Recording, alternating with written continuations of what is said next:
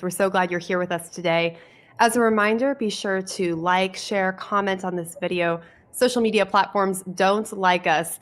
And so we need your engagement to help get this story out there. And the story we're talking about today is actually a really sad one, but it's going to have a hopeful end. Today we're talking about why it's so important that parents are in the loop about what's going on with their children at school and what can happen when they're not. To talk about that, I'm joined by Josh Hetzler of Virginia's Family Foundation.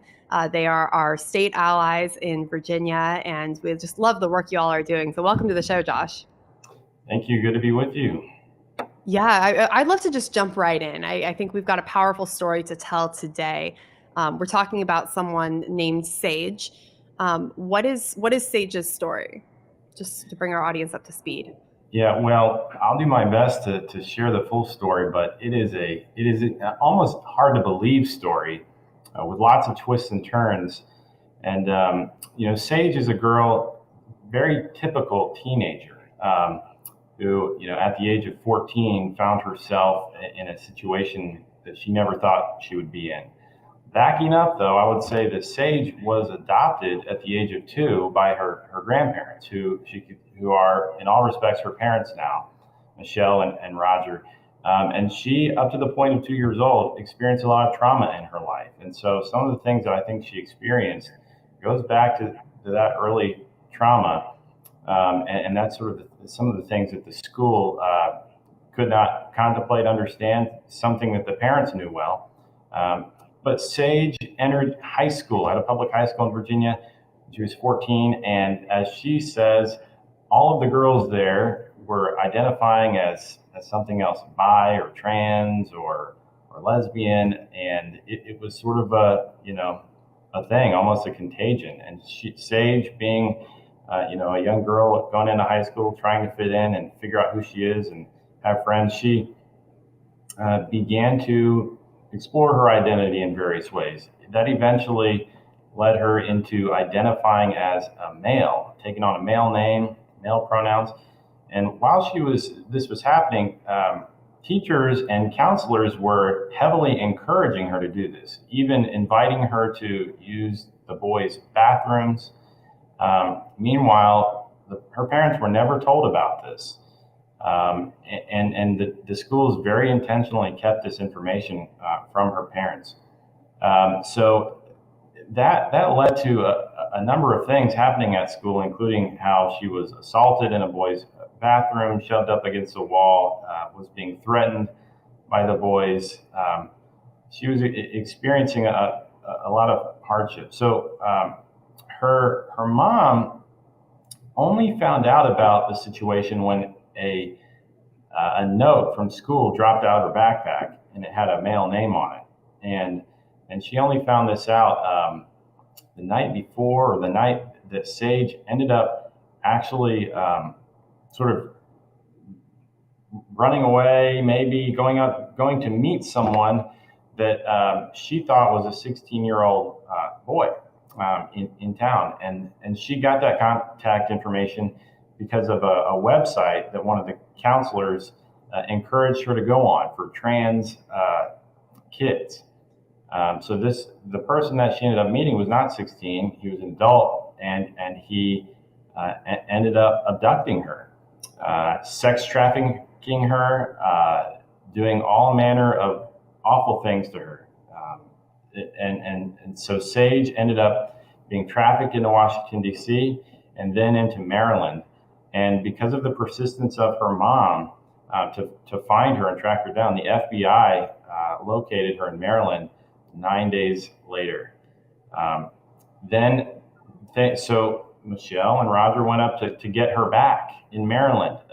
And in the court hearing, they were surprised to find that the attorney that had been appointed to Sage was a very activist attorney who sought to use Sage as a pawn, in her words, to go all the way to the Supreme Court if necessary, to keep her from her parents, because the attorney was telling Sage to lie about things, trying to say you shouldn't go back with your parents, claiming that they were abusive because they weren't using male pronouns and weren't affirming her new gender identity. Mind you, the parents only found out about this, the day before, and then Sage was gone. So the judge in that case, Maryland case, actually was chastising the parents in the court for not using male pronouns, and they were trying their best to do so just to get her back. The judge said that they were abusive for not doing so, not affirming her. And ultimately, the judge said, "But parental rights still trump, so you gotta give her back."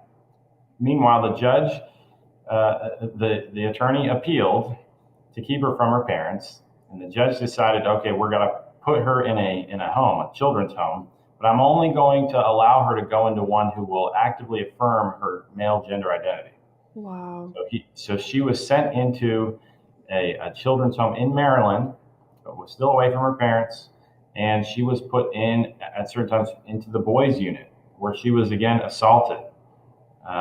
She attended a public school there. She had an ankle monitor. Long story short, the kids there ended up giving her drugs. She got into a lot of things, and she ended up running away again, despite them knowing that she was a flight risk. And because of that, she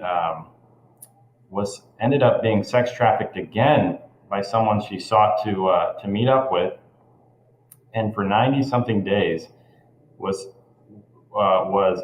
very much taken captive and had a lot of terrible things happen to her. She was ultimately found again, this time in Texas, because of the persistence of her parents, and the FBI found her again. And so Wow. they eventually brought her back. They put her in a different facility, mental health sort of children's treatment home in Virginia, where she's from. And there, the personnel were actively encouraging her to undergo transgender treatments, not just counseling, but they were looking towards getting her to, remove her breasts and things of this nature. They were, and meanwhile, Sage didn't really know what she wanted, and eventually she realized she wasn't a boy. She didn't want to be a boy. It was all just a phase. She was just trying to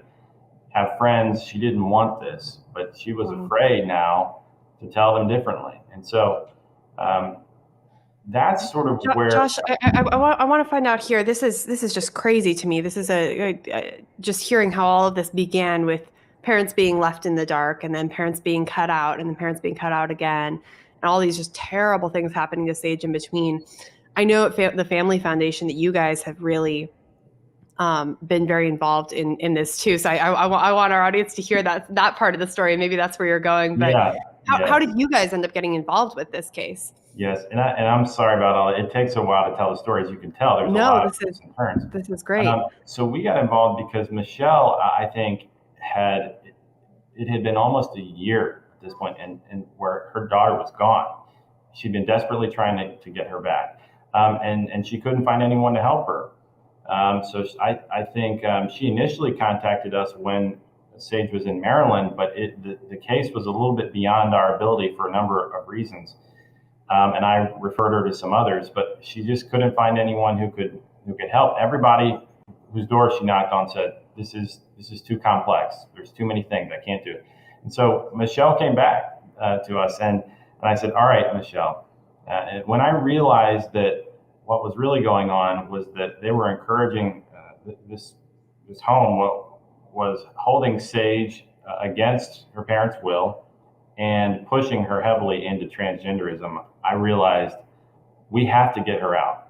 We've got to find a way, no matter what, to get her back and restore her to her parents, because they're destroying this girl's life. And so we just set out to do it. And thankfully, we were able to find a way, and I sort of intervened as her attorney in the midst of an area that, frankly, I didn't know a whole lot about. It was a really messy situation. But I knew that Michelle was much better off with the Founding Freedoms Law Center with an attorney. And so we eventually helped shepherd that process, was able to return Sage home, where she's doing well. She's in a private school and involved in church, and has renounced that gender identity as a male, and is embracing her true identity. So it was an amazing thing for us to be able to step in and to see a success there on that. Well, that's incredible, and thank you for sharing that, Josh. For those in our audience who don't know, Family Policy Alliance, we get to host a network of about 40 state family policy councils. They're independent organizations, just like the Family Foundation, doing incredible work. Whether it's work like this, very literally intervening in legal situations for those who have legal centers to protect children and families and religious freedom, to actually representing these issues at the state capitol. And that's what a lot of these groups do. And I know you actually did that in this case, Josh. You all saw what happened, and this led to something called Sage's Law. So can you tell us a little bit about Sage's Law and what that is? We wanted to capitalize on Sage's story to do some good. We wanted, if this was going to happen to Sage and to her parents, we thought, well, let's make sure it doesn't happen again, because clearly this was able to happen and it shouldn't have. And so we drafted Sage's Law, and it did a couple of things. One, it said that if a child is identifying as a different gender at school, you must tell the parents as soon as you find out.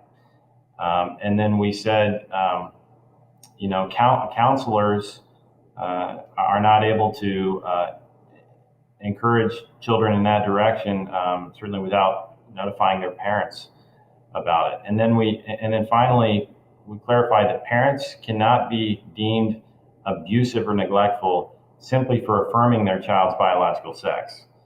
And things that everybody should agree on. But it was a pretty tough battle. But we were able to share her story, get the message out, and man, it became a national, international story. And so we were able to get it through the House, in the State House, but not the Virginia Senate. But we hope to keep pushing on it.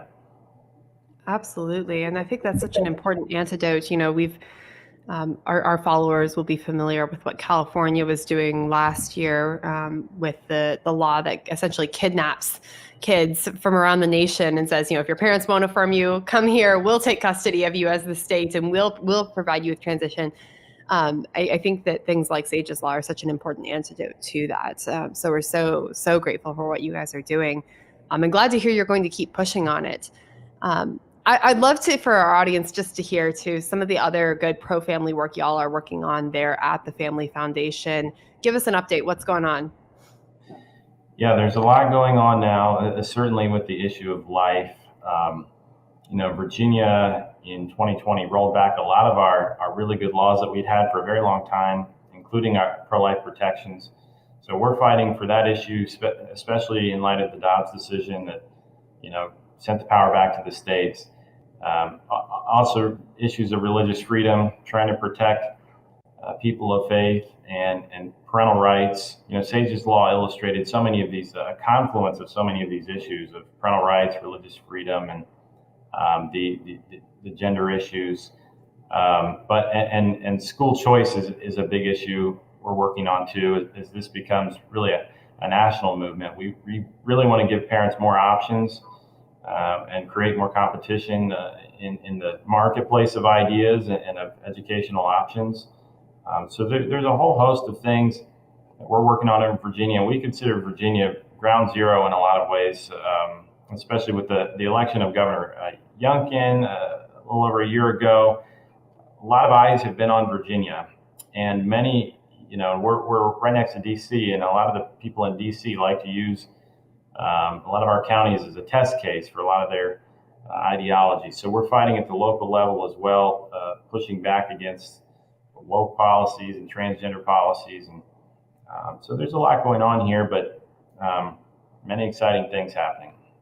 And how can people get involved with you? How can people connect with the Family Foundation? If for those, I'm sure we do have a lot of listeners who are in Virginia and would love to connect with you.